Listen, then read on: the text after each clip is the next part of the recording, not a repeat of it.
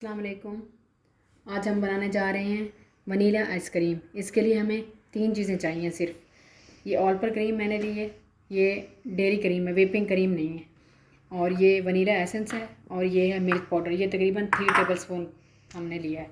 सबसे पहले हम अपनी क्रीम को डाल लेंगे अपने ये इस जार में। क्रीम हमने सारे डाल लिए। अब हम ये है वनीला एसेंस, ये जो है ये पूरे कैप हम इसके भर के डाल देंगे इसके अंदर। बस इतना ही डालना है, तकरीबन 1 टीस्पून।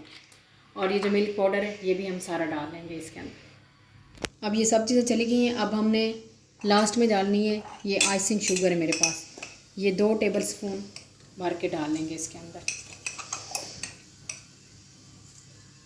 बस अब हम इसको ब्लेंड कर लेंगे। ब्लेंडर है, मैं ब्लेंडर से कर रही हूँ। आप इसको जो ये जग होता है जूसर वाला, इसमें भी आप उसको ब्लेंड कर सकते हैं।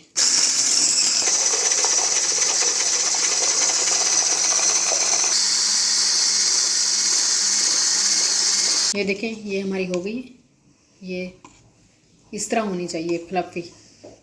अब हम इसको प्लास्टिक का एक बाउल लेंगे, उसके अंदर हम इसको डालेंगे। ये देखिए, ये आइसक्रीम वाला है तो मैं इसके अंदर डाली हूँ। आप किसी भी प्लास्टिक वाले के अंदर डाल सकते हैं।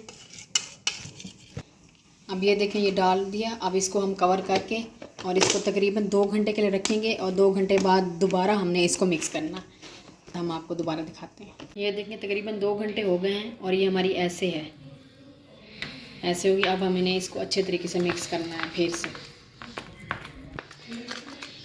ये देखें, इसको अच्छे तरीके से हमने मिक्स करना है ऐसे।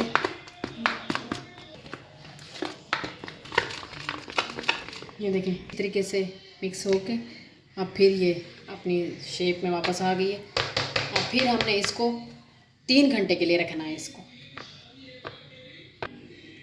ये देखें, ये तकरीबन हमने 3 घंटे रखी है।